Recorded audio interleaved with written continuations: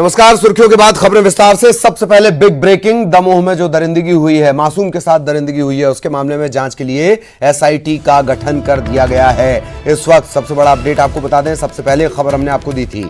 इसके अलावा आरोपी पर 10,000 के इनाम का ऐलान किया गया है। आपको बता दें कि लॉकडाउन के दौरान दमोह में मासूम से दरिंदगी की वारदात सामने आई। बेहद शर्मिंदगी से भरी घिनौनी वारदात। 7 साल की बच्ची से रेप हुआ। बच्ची के हाथ पैर बंधे हुए थे और उसे खेत से बरामद किया गया। इस मासूम बच्ची की दोनों आंखें फोड़ दी गई हैं। इसकी हालत बेहद गंभीर है और जबलपुर इसे रेफर किया गया है।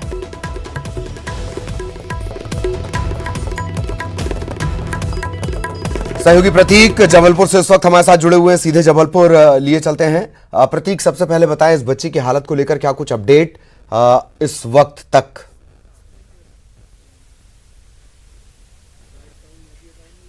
देखिए, आपको बता दूं कि फिलहाल बच्ची जो है वो जबलपुर के नेताजी सुभाष चंद्र बोस मेडिकल कॉलेज अस्पताल में भर्ती है। अच्छी खबर यह है कि फिलहाल उसकी हालत स्थिर बनी हुई है और बच्ची रिस्पॉन्ड करी। जैसा कि हमारे चिकित्सकों से बातचीत हुई है, हम ये तो नहीं कहेंगे खतरे से बाहर है, लेकिन फिर भी हालत स्थिर है। चिकित्सकों को वो रिस्पॉन्ड कर रही है, जिस लिहाज से अभी फिलहाल लगातार उसे चिकित्सकीय देखरेख में रखा गया है। चिकित्सकों ने इस बात का भी जिक्र किया है कि जिस प्रकार से आरोपी ने बच्चे की आंखों को फोड़ने का प्रयास किया है, तो क्या कोई गुंजाइश है कि उनकी आंखों को बचाया जा सके? इसके लिए भी लगातार जो चिकित्सक है वो देखरेख कर रहे हैं और जांच भी कर रहे हैं। अभी आई रेटिना की जो जांच है वो कुछ ही देर में मेडिकल अस्पताल में यहां पर होगी। एक लंबी चिकित्सकों की टीम जो है वो लगातार नजर इस पर बनाए हुए है। बेहद ही घिनौना कृत्य जो है वो आज देखा गया और जिस प्रकार से, जिस घिनौने ढंग से इस पूरे कृत्य को अंजाम दिया गया, वो शर्मसार करता है, समाज को भी एक बार फिर शर्मसार करता है। और इस बीच जब खुद लोग अपनी जिंदगी को बचाने के लिए, कोविड संक्रमण से बचाने के लिए जुटे हुए हैं, ऐसे में ऐसे दरिंदे भी अब भी अपनी हवस मिटाने के लिए कहीं ना कहीं आंखें गड़ाए बैठे हैं। ये ताजुब की बात है। लेकिन जो भी हो, आरोपी को सख्त से सख्त सजा हो, इस बात की मांग की जा रही है। फिलहाल उसे पकड़ने के जो प्रयास है वो तेज कर दिए गए हैं। एसआईटी का गठन कर दिया गया है। 10,000 रुपए का इनाम घोषित कर दिया गया है। तो लगातार जो है पुलिस भी उस पर नजर बनाए हुए कि जल्द से जल्द उसकी गिरफ्तारी हो सके। बहरहाल स्थानीय पुलिस प्रशासन का दावा है कि जल्द उन्हें सफलता मिल सकती है। तो उम्मीद है कि जल्द आरोपी जो है वो पुलिस के गिरफ्त में होगा। लेकिन हाल फिलहाल बच्ची का अगर बात की जाए तो कुछ ही देर में शाम को उसका हेल्थ बुलेटिन भी जारी होगा। फिलहाल हालत स्थिर है, जैसा कि चिकित्सकों ने हमें बताया है। और करीब आधा दर्जन जो चिकित्सक है, जाने माने चिकित्सक हैं, वो मेडिकल अस्पताल में लगातार उस बच्चे की देखरेख में जुटे हुए हैं। वाकई। और प्रतीक, आप लगातार बने रहे। धर्मेश दमोह से इस वक्त हमारे साथ जुड़े हुए हैं। धर्मेश, क्या कुछ अपडेट इस पूरे घटनाक्रम को लेकर अब तक आ पाया है?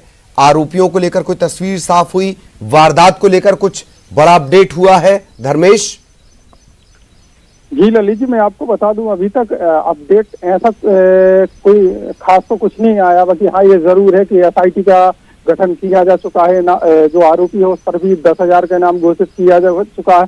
वहीं पर एसपी की बात करें तो एसपी ने से जो बात हुई है, उनका ये कहना है कि शीघ्र जल्दी से जल्दी आरोपियों को गिरफ्तार करने की कोशिश की जा रही है और संभवतः हो सकता है शाम तक कोई अच्छी खबर सामने आए। जी, शाम तक कोई अच्छी खबर सामने आए। परिवार को लेकर मेरा अगला सवाल होगा।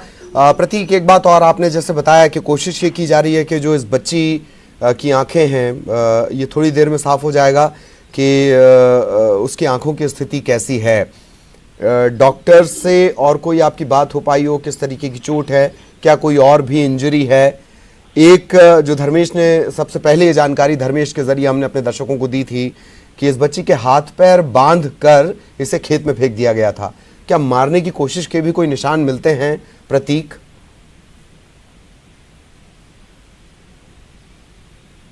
देखिए, अभी पुलिस इस तमाम चीजों को एग्जामिन कर चुकी है और जिस प्रकार से एमएलसी बनाई गई होगी वो इसकी पुष्टि खैर पुलिस करेगी। लेकिन हाल फिलहाल जो हैवानियत थी उसका पूरा जो असर है वो देखने को यहाँ पर मिलता है। और जिस प्रकार की चोटें चिकित्सकों ने बताई है कि कुछ उसको मेजर इंजरीज कहीं कहीं हुई है बच्ची को। फिलहाल जब मेडिकल बुलेटिन जारी होगा तो स्पष्ट और हो जाएगा कि क्या आगे हालात बनेंगे। लेकिन सबसे बड़ा प्रयास जो अभी चिकित्सकों का है कि उसकी आंखों को बचाया जा सके, क्योंकि अभी मासूम बच्ची है, एक जीवन उसके सामने बचा हुआ है, एक बड़ा आगे जीवन है, उसे जीना है। तो अगर आंखें कहीं चली गई तो उसकी कहीं ना कहीं जिंदगी भी खराब हो सकती है। तो चिकित्सकों का प्राथमिक रूप से यही प्रयास है कि सबसे पहले उसकी आंखों को बचाया जा सके। मूल रूप से ये बात तो स्पष्ट चिकित्सकों ने की है कि फिलहाल इतनी ज्यादा खतरे की बात नहीं है, हालात स्थिर है, बच्ची रिस्पॉन्ड कर रही है, जो अच्छी खबर है। लेकिन फिर भी उसे ओटी में ही अभी भी रखा गया है, कई घंटों से वो ओटी में है, ताकि अगर एकदम से अगर कुछ प्रिकॉशन बनते हैं तो तत्काल उसे कहीं ना कहीं क्योर किया जा सके। तो अभी स्थिति जो है वो रेड अलर्ट पे ही हम कह सकते हैं। चिकित्सक लगातार देखरेख उसकी कर रहे हैं और अभी 1 घंटे घंटे के अंदर जो आंखों के चिकित्सक कहे जाते हैं, जो मेजर सर्जन्स हैं, वो बच्ची की जांच करने के बाद आगे क्या फैसला लेते हैं, क्या कोई ऑपरेशन या सर्जरी के लिए मूव ऑन करेंगे या फिर कुछ और प्रयास होगा, ये जल्द ही हमारे सामने आएगा। लेकिन फिर भी अभी मेडिकल अस्पताल में जब से प्रतीक, मेडिकल अस्पताल का आप जिक्र कर रहे हैं, इस वक्त मैं आपको रोक रहा हूं। राजेश तिवारी साहब, आप अधीक्षक हैं मेडिकल अस्पताल जबलपुर के, वो हमारे साथ जुड़े हुए हैं। राजेश जी, एक बच्ची आई है दमोह से, क्या कुछ इसकी स्थिति को लेकर है, कुछ आश्वस्त आप अगर हमारे दर्शकों को कर सकें? जी राजेश जी। बच्ची जबेरा से आई थी और हमारे यहाँ पे जो है हमारी टीम ने उसकी जांच कर ली है। स्त्री रोग विभाग के डॉक्टर, शिशु रोग शल्य चिकित्सा विभाग के डॉक्टर, नेत्र रोग और ENT चारों विभागों ने जांच कर ली है और अभी बच्ची जो है उसको हम लोगों ने भर्ती कर रखा है और संभवतः शीघ्र ही हम कोशिश करेंगे कि वो जल्दी से जल्दी स्वस्थ हो। अभी हम एग्जैक्ट नहीं बता सकते, आंखों पे काफी स्वेलिंग है, तो पर उम्मीद है कि जैसी सूजन उसकी कम होगी तो आंखें शायद सुरक्षित ही रह जाएंगी। जी राजेश जी, बाकी अगर बच्ची की स्थिति की बात की जाए तो क्या किसी तरह की और भी कोई दरिंदगी की गई है? MLC रिपोर्ट भी संभवतः आप तक पहुंच गई होगी अब तक, राजेश जी?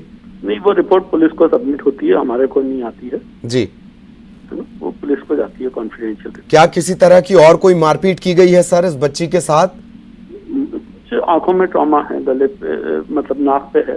हाँ, तो ऐसा प्रतीत हो रहा है कि वो तो की गई है। क्या ये आश्वस्त अभी आप कर पाएंगे कि बच्ची खतरे से बाहर है सर?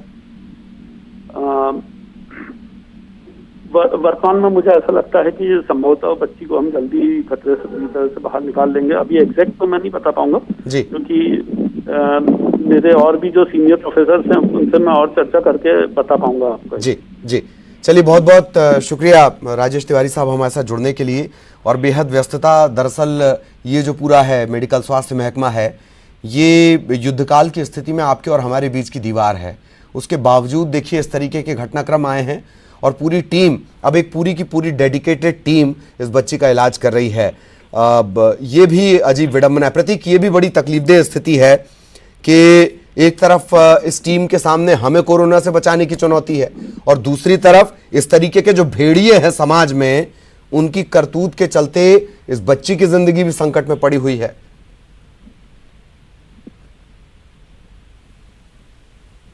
देखिए बेशक बेशक, क्योंकि उसी अस्पताल में उसको डेडिकेटेड कोरोना हॉस्पिटल भी बनाया गया है मेडिकल अस्पताल को ललित, और वहीं पे वर्तमान में जो इलाजरत हैं कोविड-19 के जो पॉजिटिव मरीज हैं वो भी उसी अस्पताल में हैं। अमूमन अभी भी उतनी ज्यादा किट अभी उपलब्ध नहीं हो पाई, चिकित्सक वैसे ही कहीं ना कहीं डेंजर में होकर काम कर रहे हैं, उन्हें भी अभी इक्विपमेंट्स होने हैं, चूंकि इतनी बड़ी पेंडेमिक स्थिति है कि एकदम से भी व्यवस्थाएं नहीं हो सकती। इस बीच भी दिन रात चिकित्सक जुटे हुए हैं और मरीजों की जान बचाना ही उनकी प्राथमिकता है। और इस बीच इस प्रकार का केस आ जाना, ये वाकई कहीं ना कहीं चिकित्सकों पे तो बाकी एक प्रकार से काम का बोझ बढ़ता ही है, लेकिन फिर भी उनकी डेडिकेशन जो है वो बच्ची के प्रति ज्यादा अब है, चूंकि मासूम बच्ची है। जिस प्रकार का घिनौना कृत्य हुआ उसने समाज को एक बार फिर शर्मसार किया है, पूरा सिस्टम ही कहीं ना कहीं इस ओर आकर्षित हुआ है, चूंकि घटना ही इस प्रकार की है। बिल्कुल प्रतीक, ये बहुत शर्मिंदा करने वाली घटना है, बेहद रोंगटे खड़े करने वाली, शर्मिंदा करने वाली।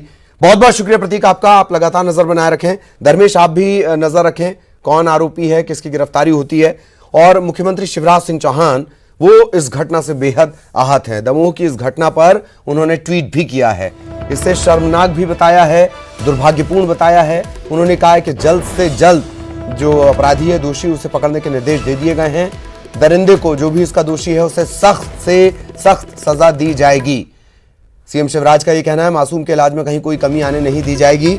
और चूंकि जिक्र शिवराज सिंह चौहान का है तो ये भी आपको बता दें कि मध्य प्रदेश उन चुनिंदा प्रदेशों में से एक है जहां फांसी को लेकर, फांसी की सजा के प्रावधान का कानून बनाया गया। वो भी शिवराज सिंह चौहान ने ही उसे कानून की शक्ल अपने पिछले कार्यकाल के दौरान बतौर मुख्यमंत्री दिलवाई थी।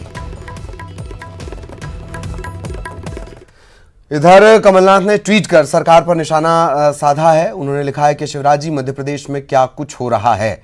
लॉकडाउन में भी अपराधियों के हौसले इस कदर बुलंद हैं। दमोह में हुई मासूम के साथ जो दरिंदगी है, दोनों आंख फोड़ने और दरिंदगी करने की घटना सामने आई है।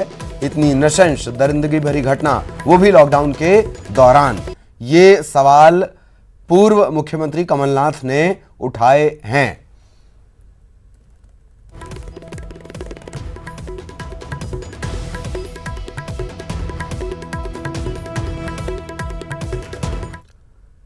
तो दमोह में इस बच्ची के साथ हुई इस बेरहमी पर सीएम शिवराज ने दुख जताते हुए घटना को शर्मनाक बताया, कार्रवाई के निर्देश दिए हैं। इधर पूर्व सीएम कमलनाथ ने ट्वीट कर सरकार पर निशाना साधा है। लॉकडाउन के दौरान ये जो घटनाक्रम हुआ, ये जो वारदात हुई, इसे लेकर पुलिस पर सवाल भी उठाए। 2 तस्वीरों में ये विरोध की तस्वीरें भी कह सकते हैं आप, इसे सियासत की तस्वीर भी कह सकते हैं।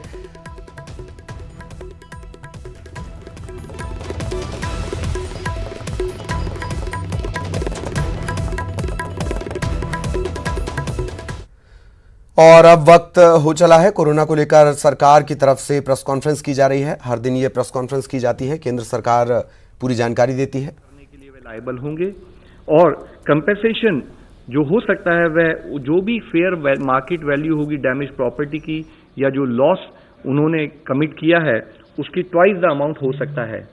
मेरी आप सब लोगों से यही विनती है कि हमारे जितने भी कोविड योद्धा हैं हमें उनका सपोर्ट लेना है। हमें ये जानना चाहिए कि वह सब हमारे आदर और सम्मान का पात्र हैं। इसके साथ ही आरोग्य सेतु के बारे में हम विभिन्न माध्यमों के जरिए आपसे बात कर रहे हैं। इसी श्रृंखला में मैं दिखाना चाहूंगा सेतु मेरा बॉडीगार्ड है और आपका भी।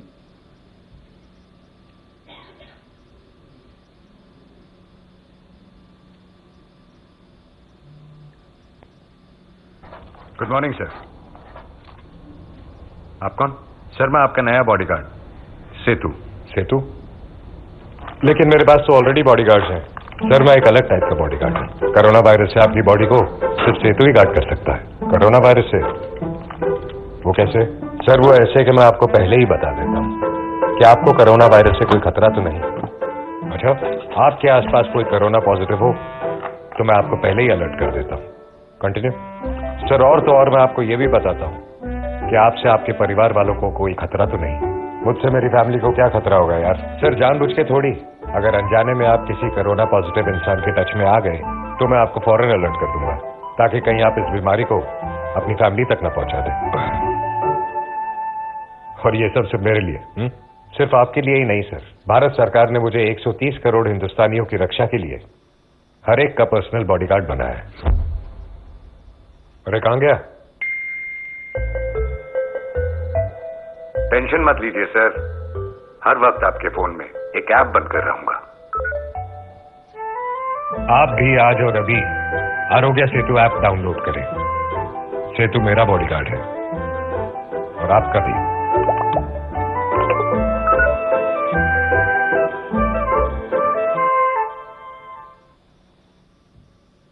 Today we are also joined by Mr. C.K. Mishra, Director ICMR and Director AIIMS। आप सब लोगों को विदित है कि कोविड की इस लड़ाई में, इस महामारी के युद्ध में गवर्नमेंट की तरफ से 11 एम्पावर्ड ग्रुप बनाए गए थे गाइडेंस के लिए, और उसमें से एक ग्रुप नंबर 2 जिसका मुख्य कार्य है कि अवेलेबिलिटी ऑफ हॉस्पिटल्स, क्वारंटाइन और आइसोलेशन फैसिलिटीज, डिजीज सर्वेलेंस और टेस्टिंग के विषय में गाइडेंस देना, काम करना। अब मैं रिक्वेस्ट करूंगा सीके मिश्रा साहब से कि फर्दर हमें बताएं प्लीज। फ्रेंड्स, प्रतिदिन उस दिन की जो स्थिति होती है, जो प्रगति होती है, जो बदलाव आते हैं, उसके संबंध में मेरे कॉलीग्स लव अग्रवाल, पुण्या श्रीवास्तव, डॉक्टर गंगा आपको आंकड़ों से अवगत कराते हैं, स्थिति से अवगत कराते हैं और आप उसका विश्लेषण करते हैं। आज हम सब मिलकर ये प्रयास कर रहे हैं कि आंकड़ों से थोड़ा अलग हटकर हम इस बात की चर्चा करें कि इस कोविड की लड़ाई में एक, हमारी रणनीति क्या है और 2, हमारी तैयारी क्या है। इन 2 विषयों पर हम फोकस करना चाहेंगे। As you are aware, we are passing through very very challenging times. Many of the countries which are known as developed countries in this world, with far more capacities and much better resources than us, are also facing huge challenge. तो ये पृष्ठभूमि है जिसमें इस बात को हमें समझना पड़ेगा। और आज एक महत्वपूर्ण दिन है। आज लॉकडाउन के 1 महीने पूरे हुए हैं। तो इस 30 दिनों में हम कहां थे, कहां पहुंचे हैं और हमने क्या तैयारी की है, इस पर संक्षेप में मैं आपके समक्ष सारी बातों को रखना चाहूंगा। The first and foremost issue is what has this 30-day lockdown done. मुझे ये पूरा एहसास है कि this has brought hardship to many people, but we must express our gratitude to all the people of India who are facing this hardship today so that we can save lives in future। और हमारा मूल जो मंत्र है वो है कि हम जिंदगी कैसे बचाएं और लोगों को ठीक कैसे करें। तीन प्रमुख चीज हैं जिसकी ओर मैं आपका ध्यान आकृष्ट करना चाहूंगा जो 30 दिनों के लॉकडाउन में हुए हैं।